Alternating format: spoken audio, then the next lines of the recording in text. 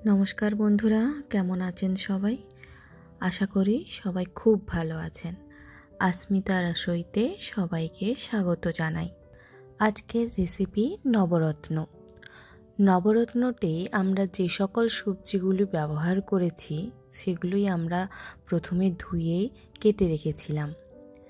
অল্প পরিমাণে পনির আগে ভেজে তুলে রেখেছি।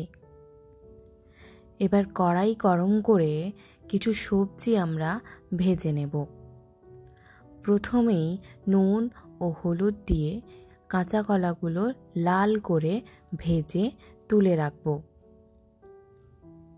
এরপরে আলুগুলো ভেজে নেব।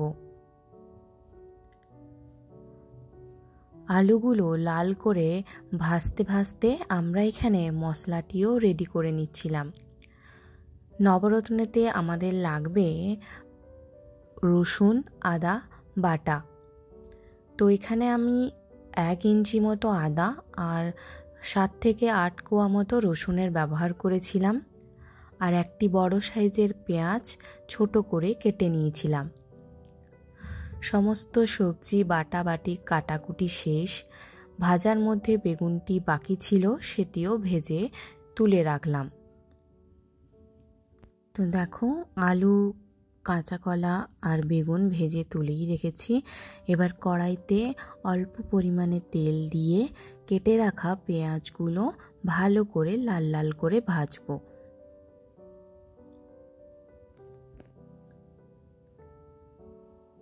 পেঁয়াজগুলো এই যে লাল লাল করে ভাজা হয়ে গেছে।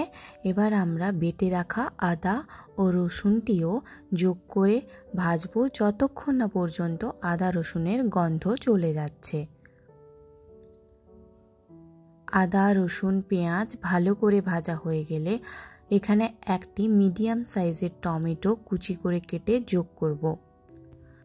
টমেটোটি যাতে গলে যায় তাই এখানে আমরা অল্প পরিমাণে লবণ যোগ করে ভালো করে মশলাগুলোর সাথে মিশিয়ে নেব। তো টমেটো আর মশলা দুই আমাদের হয়ে গেছে। এবারে কিছু বেসিক মশলা এখানে যোগ করেছি, যেমন 1 চামচ হলুদের গুঁড়ো, 1 চামচ লঙ্কার গুঁড়ো, আধা চামচ ধনে গুঁড়ো আর 1 চামচ জিরে গুঁড়ো।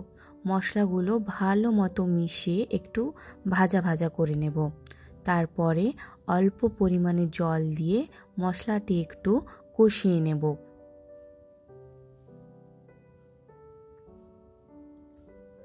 মশলা এখানে কষানো হয়ে গেছে। দেখো, উপর থেকে তেল ভেসে এসছে। এই পর্যায়ে আমরা এখানে কেটে রাখা সবজিগুলো যোগ করব। প্রথমেই গাজর, তারপরে কুমড়ো, কেটে রাখা রাঙালু বা মিষ্টি আলু, পেঁপে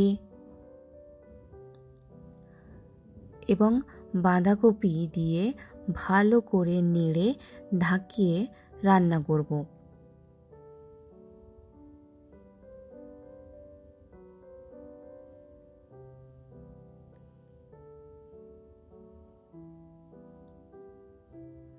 এরপরেই যখন সবজিগুলো 50% হয়ে যাবে, আমরা এখানে কেটে রাখা ফুলকপি আর ক্যাপসিকামটিও যোগ করে সমস্ত সবজির সাথে মিশিয়ে আরেকটুক্ষণ ঢাকিয়ে রান্না করব, যতক্ষণ না সবজিগুলো 80 থেকে 90% সিদ্ধ হয়ে যাচ্ছে। তো এখানে 80 থেকে 90% সিদ্ধ হয়ে যাবার পর আমরা ভেজে রাখা সবজিগুলো যোগ করেছি। সেগুলোও ভালো করে মিশিয়ে নেওয়ার পরে পনিরের টুকরো দিয়ে কিছুক্ষণ ঢাকিয়েই রান্না করব, যাতে মশলাগুলো মিশে যায় ভেজে রাখা সবজির সঙ্গে। এরই মাঝে আমরা এখানে একটি গরম মশলা তৈরি করেছিলাম। তাতে দিয়েছিলাম 3 থেকে 4 টুকরো দারচিনি, 2টো এলাচ, 4টি লবঙ্গ আর অল্প পরিমাণে কস্তুরি মেথি। সমস্ত উপকরণ ভেজে নামিয়ে গুঁড়ো করে রেখেছিলাম। এরপর 1 কাপ পরিমাণ মতো দুধ ও জল সবজিগুলির সাথে ভালো মতো মিশিয়ে হাই ফ্লেমে ফুটতে দেব। 1 থেকে 2 মিনিট পর নবরত্ন আমাদের রেডি। নামানোর আগেই আমরা ওপর থেকে পরিমাণ মতো চিনি 1 চামচ ঘি, ভেজে রাখা গরম মশলা ছড়িয়ে সবজির সাথে ভালো করে মিশিয়ে নিলেই তৈরি আমাদের নবরত্ন। ভাত এবং রুটি দুটোর সাথেই খুবই ভালো লাগে। সবজিটি আপনাদের কেমন লাগলো অবশ্যই কমেন্ট করে জানাবেন।